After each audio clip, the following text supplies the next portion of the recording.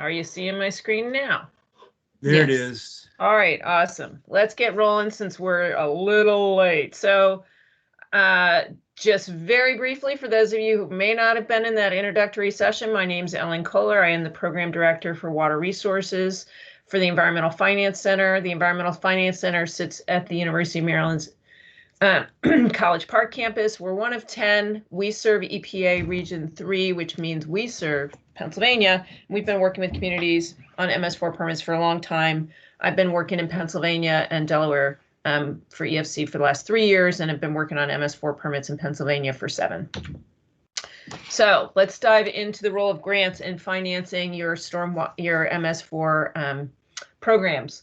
I shared this slide earlier, but just to make sure we're all grounded in what we're going to talk about today, what we're trying to do is put together that financing strategy for how you're going to fund a set of activities in your stormwater program, and that can include a combination of all these activities, from operations and maintenance to administration, and if you have a stormwater fee, even billing, linking that up with the partners that you're going to work with, both within your municipalities, your roads department, your Parks and Rec department, if you have one, maybe municipal communities that can help you, say, with public education and outreach, other municipalities, watershed organizations, and then linking that up with the revenue streams that you have available to fund the activities that you want to fund. And we're going to obviously focus mostly on grants in this part of the conversation.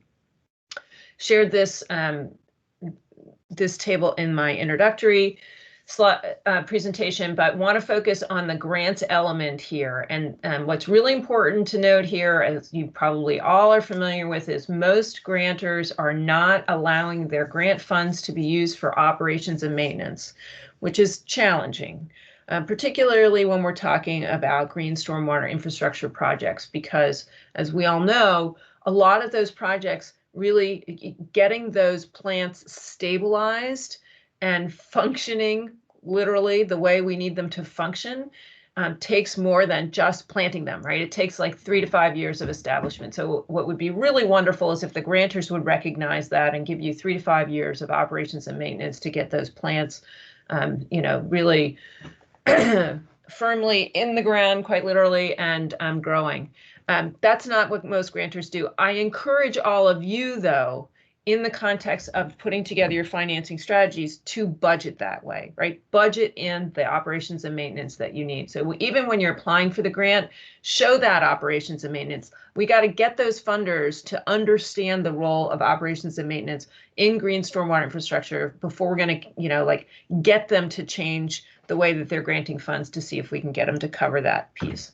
Sorry, I went on that for a little bit, but it's one of the things I think we really need to communicate strongly to grant funders. And this is what I'm really talking about: putting in that BMP, putting in that green stormwater infrastructure, or frankly, any gray infrastructure, costs some money up front, but then costs a bunch more in terms of operations and maintenance over the course of the life cycle of that stormwater management facility. So what's the role of grants and loans in terms of your financing, and where can you look for those resources? The most important thing is to look everywhere, quite frankly, right? There are resources that you can access at the federal level, at the state level, at the local level. Now, I've included some loan financing here because I don't want you to forget about the programs that PennVest has. Now, there's another session going on right now on the about the PennVest programs. Keep that in mind. It is true, and maybe you can listen to it after if you have time. It is true that PennVest does also have some grant funding. So don't only think of them as providing loan financing. They do have some grant funding. It is available, particularly for communities and or individuals who are under-resourced, who have are financially constrained. So do keep that in mind. There are also federal resources in terms of grants from the Department of Agriculture. So keep those in mind as well, particularly through the Regional Conservation Partnership Program, RCPP. Often a lot of your conservation districts are trying to access those dollars.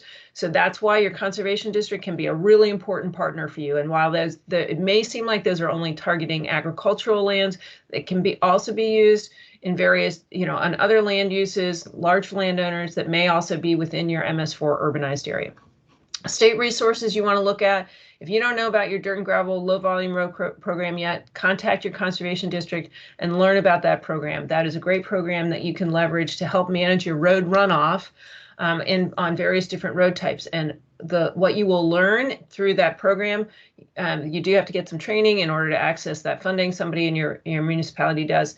Anything you learn about managing road runoff for those dirt and gravel and low volume roads applies for all of your roads. Right? Like, so if you're learning about how to put in those BMPs on those kinds of roads, all of those BMPs can be used on any of your roads in your municipality.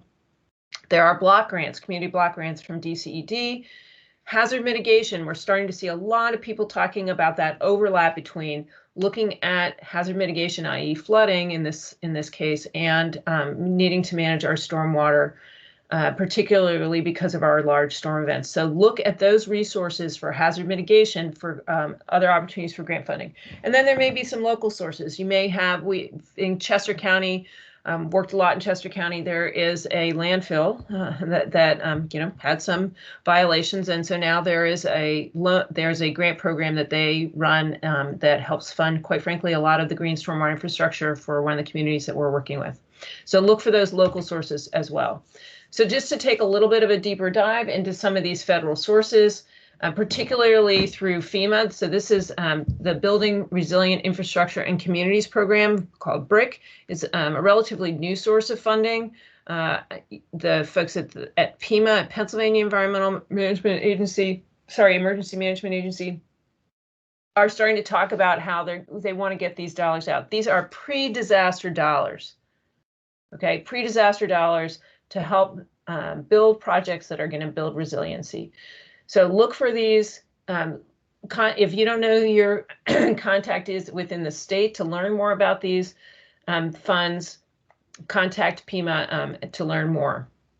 And then over here on the right side of the slide, we're looking at USDA. Don't forget about the Forest Service, right? There's an urban and community forestry program.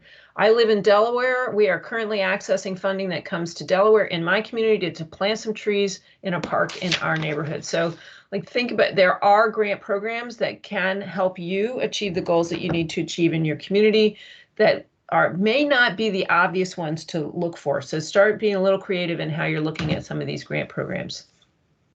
In Pennsylvania, there's a bunch of funding that flows through the Commonwealth Financing Authority, and you and your community may be more used to tapping into these dollars to pay for some of your gray infrastructure, your gray water infrastructure. But all of these sources can be used also to pay for green stormwater infrastructure, or quite frankly, if you need gray infrastructure for your stormwater, you could look to these sources as well. So there's the H2OPA program, which is funded from gaming and tourism revenues. And, as long as you're looking at something in this grant range of 500,000 to 20 million, that could fit the sewer and water fund. It says you can fund stormwater. Flood control is also one of the targets for this program. So you can be looking at projects that might fit that category. There's the PA Small Water and Sewer Program. That's funded through general fund dollars that come into the state and can be, you can look at for projects around the $30,000 to $500,000 range. Again, mentioned stormwater. So this is available for you in terms of managing stormwater. And then the Act 13 funds through the Watershed Restoration and Protection and Flood Mitigation programs are also available to help you manage, obviously, flooding. But this Watershed Restoration Project and Protection Fund, we're starting to see communities and their partners through watershed organizations apply for stream bank restoration projects, for example. So keep these resources in mind. You may be familiar with CFA for other reasons. Start thinking of them as being a partner for managing some of your green stormwater infrastructure as well. I'm going to spend a little bit of time talking about the Dirt and Gravel Low Volume Road Program, because if you haven't gotten a sense of it yet, it's one of my favorite programs, and a really important way I think you can leverage some of the resources you already have coming into your community. So if you're not aware of this program, What we've seen in some of the communities, you may think this doesn't apply because we're talking about roads that are outside of the urbanized area. Well, in fact, we've seen a lot of communities use the low volume road dollars to retrofit alleys, for example. Low volume means less than 500 vehicle trips per day. So if you have roads within your urbanized area that don't get a lot of travel on a given day, those roads could be candidates for this program. And you may, quite frankly, surprisingly have a dirt gravel road that's within an urbanized area. We've seen that in some communities as well, but it may be more likely the low volume road program that is going to be most helpful. It provides 50-50 match. The part of the so 50% of the funding and the 50% of the match that comes from the municipality can be in kind. You can phase a project over time. So, you know, if you only have a certain amount of match, you might do one stretch of the road and then next year apply for the next stretch of the road to complete the work that you need to do. So great program, run through your conservation district. If you're not aware of it, reach out to your conservation district and learn more. Here I want to talk about partnering and the importance of working with the folks in your community that are interested in protecting streams because that is their mission. So this is obviously some pictures from Plum Run Restoration, which is in East Bradford Township, Pennsylvania. This is outside of the Chesapeake Bay, but I had some nice pictures. We know this is going on. This kind of partnership is going on within the Chesapeake Bay as well in lots of municipalities. So this project is obviously a before and after. We've got some pretty significant stream bank erosion, and the after shows what happened. This is private land, and this is work that was being done in part being led by the Brandywine Red Clay Alliance in partnership with the Chester County Conservation District. So they implemented, for this project, they implemented 4 separate projects over 5 years, did almost a mile of stream, worked with a golf course as well, put in, you know, stream bank structures, planted more than 1,000 trees. This project is managing upstream urban runoff and addressing mill dam legacy sediments, which we know is a challenge in lots of parts of the Chesapeake Bay as well. The funding came from 3 different sources and was more than $1 million.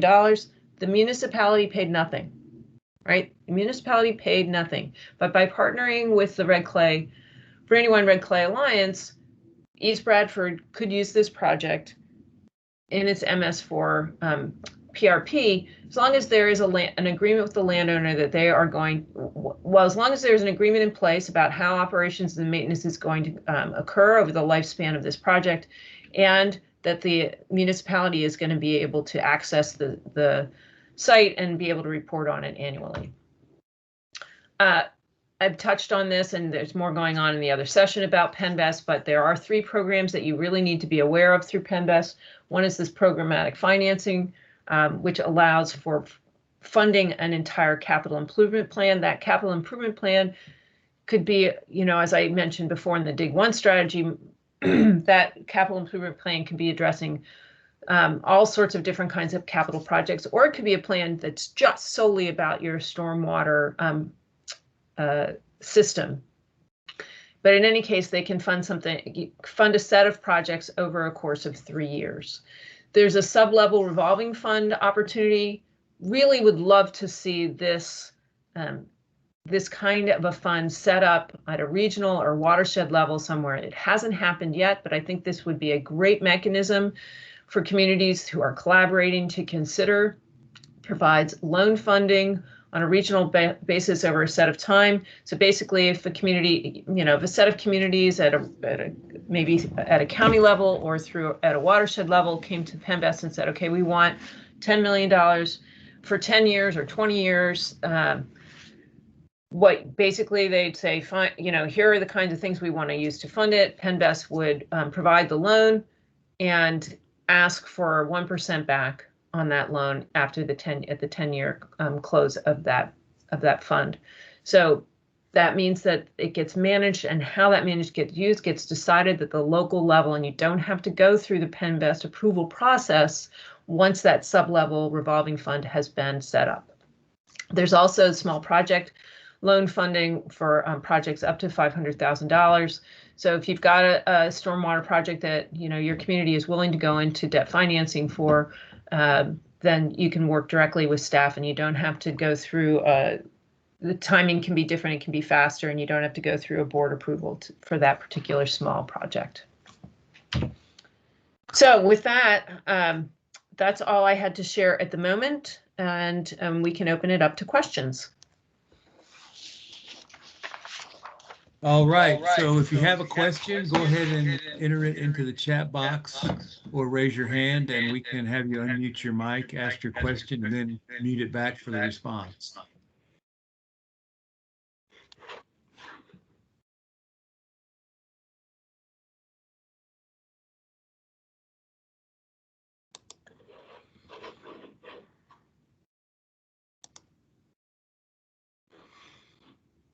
I'm sure everyone's wondering if you brought the checkbook with you today, Ellen. Yes, I realize that. And I realize, most from the pollution reduction plans that I've seen across Pennsylvania, most of them include general fund dollars and grants as being the financing strategy. And one of our challenges is that not every community is going to be successful with every grant program. And I think we all need to keep that in mind. It is absolutely appropriate to have grant funding as part of your strategy, but depending on it for a large element of the cost that you need to cover is probably not going to be a realistic strategy in the long run.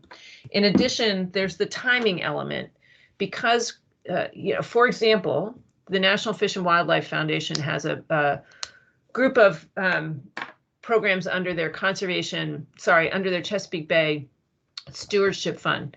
That program opened up for application in April. Those grants will be considered and decisions will be made in the fall, and the money won't be available until late fall, maybe not even until the beginning of next year.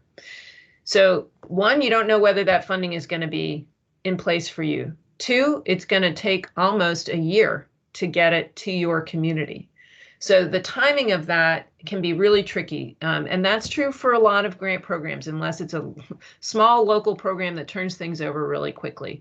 So you've got to keep that in mind in terms of putting that financing strategy together, that yes, I'm going to apply for grants for this particular BMP, but the cash flow might not come until, later.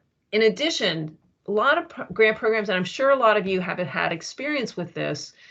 Yeah, you get the grant, but you actually have to go through experience the costs, pay the contractor, and then submit your receipts and then get reimbursed.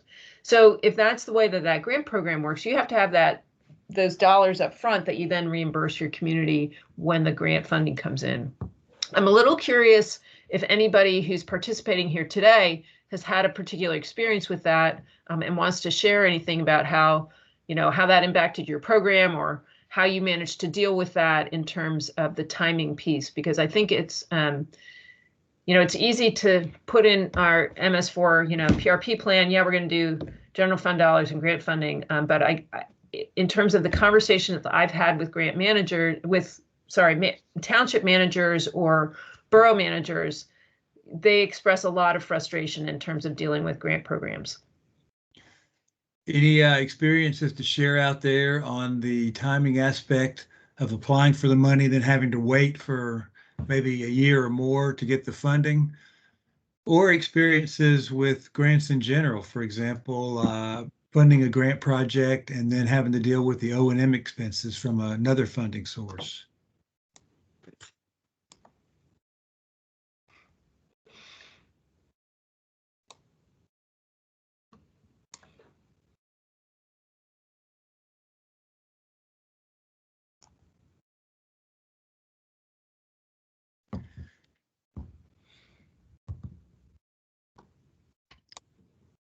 It is too early in the morning for everybody.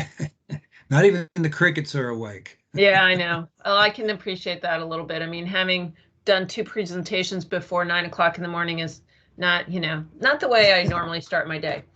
But I know that what's interesting to me is that I know that there are what I've noticed is that communities within the Chesapeake Bay, quite frankly, are more aware of and access grant funding than communities outside of the Chesapeake Bay. So I work also in the Delaware River watershed a lot, and you know, y'all are far above one in terms of those township and borough managers in terms of understanding the kinds of grant funding that's out there, applying for Growing Greener grants, applying for even I think they're called G3 grants. Of course, those are specific to the Chesapeake, but you know, I know that communities in the Chesapeake Bay have more experience in terms of applying for grant dollars than communities outside. So I think y'all probably have a lot of good stuff to share.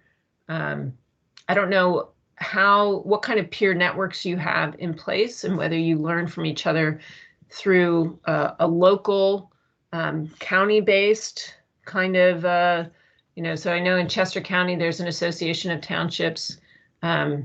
Whether you all, you know, whether you attend PSAT's regional meetings or PSAB's regional meetings, whether you share things that way, but those can be great resources, great places to ask your colleagues, hey, you know, what grant have you had any experience with this, or look for creative ways to find different kinds of resources to fund a project. I think you all know that generally what grant funders are, they're interested in funding projects that are innovative, that are really very open to the public to see. So they're really truly demonstration projects. We also know that grant funders are very interested in funding collaborations. So, you know, that makes their grant dollar go farther, right? And as you all know, the way that the MS4 permit is structured, you know, you got your municipality, but your watershed is bigger. And so if you're working with municipalities across a broader area, that gives the grant funder the sense that, oh, we're looking at a strategy here that is more likely to result in water quality improvements across the watershed. And that's where I want to invest my dollars, right? So in teeing your community up to be as successful as possible in these grant, quite frankly, grant competitions is really important to think about as well. So those collaborations can be really important in terms of improving the likelihood of your success with those grant programs. So I don't know if anybody maybe somebody has some experience they want to share about being successful as a, you know, in a collaboration with respect to accessing grant dollars.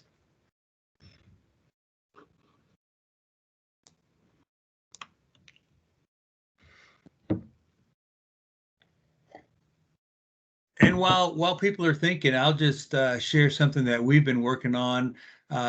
We've been supporting EPA and FEMA in developing some training for state and local governments who are interested in FEMA hazard mitigation funding and the BRIC funding that you mentioned earlier, Ellen. And have found out some really interesting things over the past couple of months. First of all, it sounds like FEMA is gearing up to provide maybe up to $1 billion or more for hazard mitigation planning and the BRIC program, the Building Resilient Infrastructure and Communities program. And over the last few years, FEMA has been incorporating a wide range of water resource management considerations into HMP and BRIC funding. They're awarding additional points for project proposals that address certain water resource issues.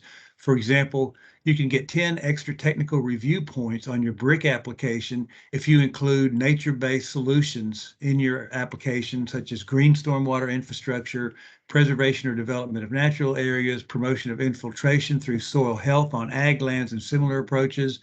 There are also technical review points available for projects that address lifeline concerns regarding water and wastewater systems, potential hazardous waste issues, if you have flooding, for example, hazardous material incidents, and also qualitative review points for BRIC projects that reduce risk and improve resiliency regarding water quality, habitat creation, energy efficiency, and similar concerns, and for proposals that address future conditions related to climate change. You mentioned earlier the increase in storm frequency and intensity is expected in the Northeast. So projects that consider that with more intense rainfall events, sea level rise, and other future threat and hazard scenarios. And then finally, additional considerations available for projects that integrate what you just mentioned, partnerships that address hazard prevention, mitigation, resiliency, and recovery. So pretty significant program of funding on the horizon. A lot of people are interested in this. It's just rolling out now. The application information and so forth will be coming out very soon. But if you have a floodplain manager, a hazard mitigation program in your town or county, this is something you should definitely check into. There's a significant amount of money available, and the funding chances will be high, especially during the first year when everybody's still sort of learning what it is and they don't get as many applications as they will in subsequent years. Yeah, that's a really good point, Barry. At least it's been my experience in Pennsylvania that most of this planning happens at the county level. The hazard mitigation planning happens at the county level. We've also heard talk, and Barry, I'm curious if you've heard the same thing, that one of the structures for this might be a state level revolving fund for hazard mitigation. And so with that in mind, thinking about how to access those dollars that PennVest already has might be a good way to also set yourself up for those hazard mitigation dollars coming in through the BRIC program as well. We don't know exactly yet, but I'm sort of curious if you've heard some similar things, Barry. I've heard a lot of discussion about the funding mechanism for this, but the latest I've heard is that they're still trying to decide at the federal level how to funnel this money down and administer it. I think the revolving loan program, the revolving fund program is probably going to be a good option for a lot of states. Someone just asked a question about this program, and it's called BRIC, B-R-I-C, Building Resilient Infrastructure and Communities. And this is a fairly new program under FEMA, the Federal Emergency Management Agency. So if you go to, I believe it's FEMA.gov, and do a search for BRIC, you will see some of the early documents on the BRIC program, the project proposal requirements, the proposal evaluation criteria. They have technical review points and qualitative review points. So yeah, it's definitely something to check out. And of course, as Ellen mentioned earlier, projects that involve partnerships, a countywide approach where all the stormwater MS4s would get together and submit an application for a consolidated project. Things like that are very attractive to funding agencies. So yeah, I went back to the slide where I mentioned the BRIC program. So this is the federal website. I highly recommend that you reach out to your contact at the state level at PEMA, at the Pennsylvania Emergency Management Agency, to start that relationship, right? To figure out who it is who's going to be helping you out in your, where you are at PEMA, who that person is for you, in addition to checking out this federal website as well. So I do think that's, yeah. Yeah, we still have a couple minutes left. If anyone has any comments, questions, experiences to offer, good, bad, ugly, or indifferent. I think I've learned more from bad experiences people have told me about some of the positive ones. Right. I mean, one parting thought here is that, as I shared, I have heard sort of quote unquote horror stories from township managers about having to manage grant programs. This is a situation, grant funding can often be a great place to leverage a relationship with a nonprofit organization. Nonprofit organizations are very used to applying to grant programs. It's how they get a lot of their funding. That bureaucratic mess is something they're used to and understand how to manage.